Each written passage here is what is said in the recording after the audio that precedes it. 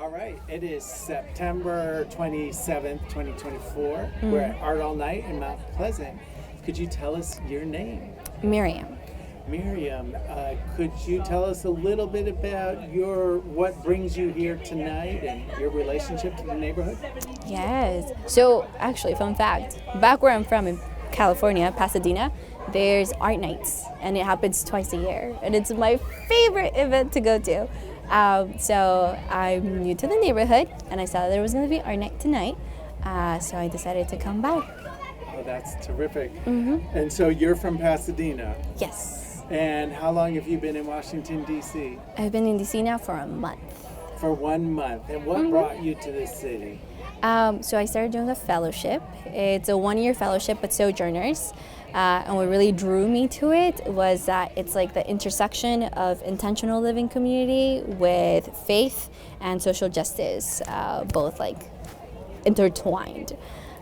That's amazing. So could you tell us a little bit about this community? Yeah, so it changes every year, but for this year I'm living in a house with 5 other women, and we each get our own space, but it really is to focus to like learn how to live in community. So for example, we get a house budget for our foods, so we decide how we're going to be doing the meals, so we go shopping together, we cook for each other every night. We also have like seminars Friday mornings.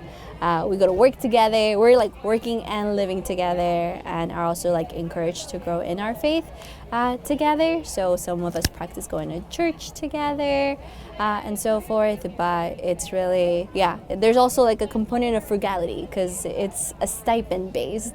So we don't make much. Like to this day, right now, I have maybe $11 in my bank account. But it's something where like the basic needs are met, and then the rest is just kind of like really living a simple lifestyle. Interesting.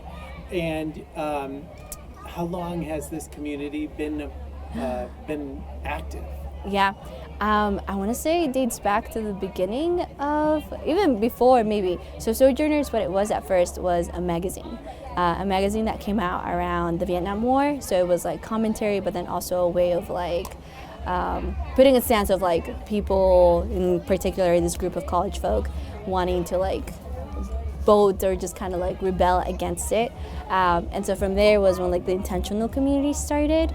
Now the fellowship itself, not sure how long it's been, but I know Sojourners as a whole, it's like 50 plus years going. That's incredible. And so you said that you all kind of also go out to work. What kind of work are you all engaged in? So Sojourners has 2 major arms. It's going to be the publishing, so that's going to be magazines, and these are like physical magazines that are still making it to people's houses, or also like our publications online, and then there's also the social action component. Myself, right now, what I'm serving as is a mobilizing and policy fellow.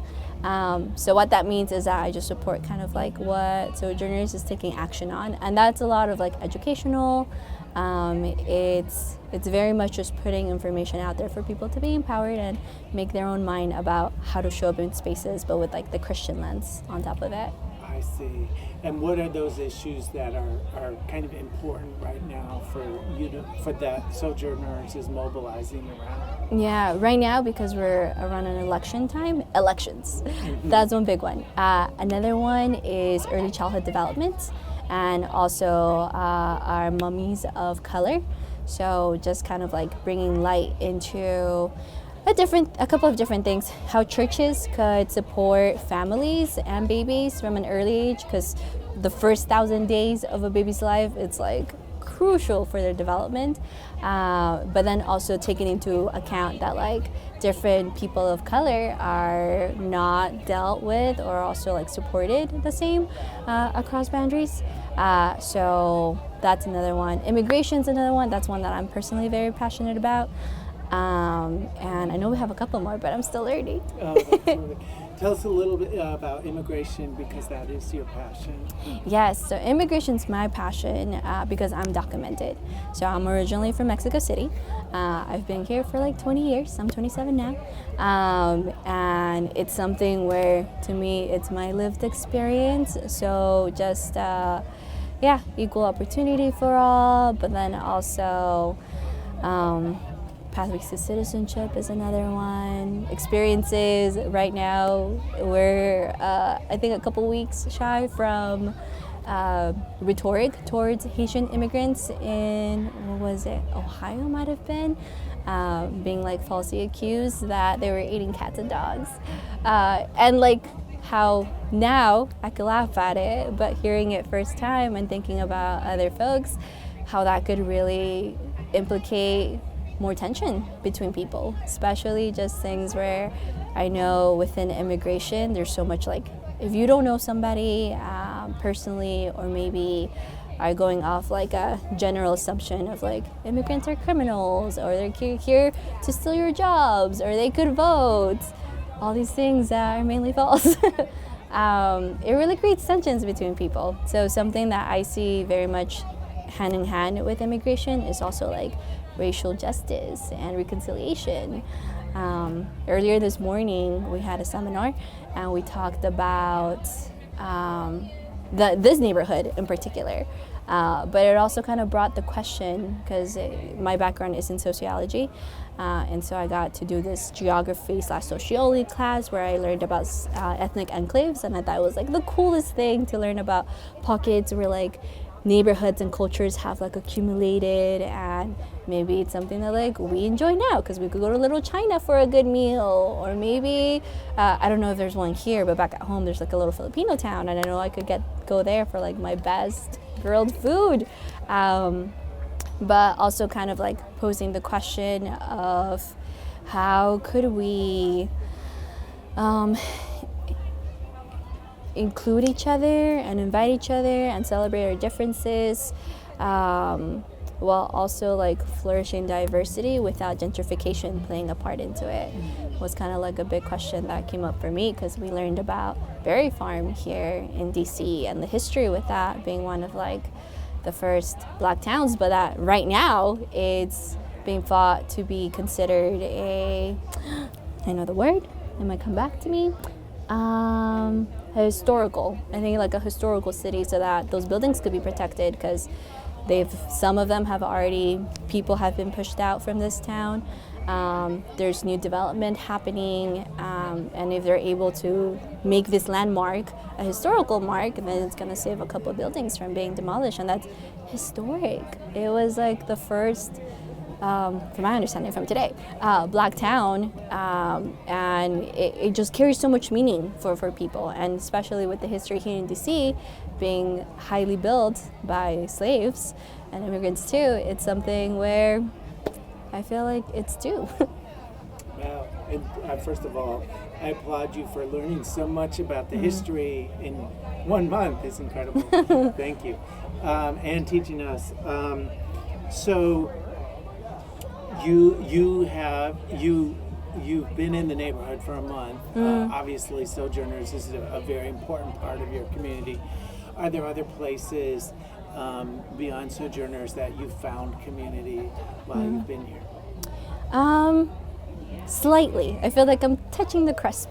But I did a lot of social dancing back at home, so I love to do bachata and salsa dancing in general, like dancing. My happy place is a dance floor. So I've found some social dancing out here. I think I danced at Georgetown. It's like facing one of the rivers. And it was beautiful, and it's so fun, and it's a great way to make community. So I did get to dabble in that. I think I've been to like 2 different dancing events. And I'm slowly trying to find my community here in DC. I'm becoming more familiar with the neighborhoods. Everything's super walkable, so I love that. I do feel at home when I'm getting closer to the Target. I forget what street it is, but I could hear my language. Spanish is my first language, my heart language, but I could also see people of color. And I grew up in a very predominantly Black community and Hispanic community, so it feels like I'm back at home, but it's still cool to see others. But yeah, that's another thing that I'm very mindful about, that I'm entering a community that it's also going through its gentrification process, and I have the privilege to have housing without without even trying in a way. So thinking about also wanting to learn about the history of my neighborhood in particular, which is Columbia Heights. Thank you. And any question you wish I'd asked you tonight? Oh, any question? Your questions were really great, and thank you for letting me yap away.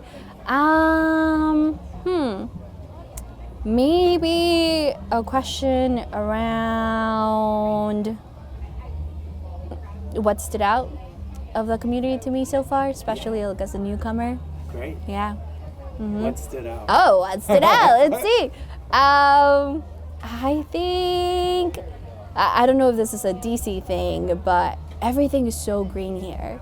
Also, I've noticed little landmarks that have like history of like places that used to be something before. So that's really cool to see. A lot of construction, so I'm definitely seeing the development here. And what else? I think how bike-oriented the city is. That's very different from the city that I'm coming from. Yeah, it's not as bike-friendly. Yeah. Thank you so much. I really appreciate your time tonight. Thanks, Dan. It was great.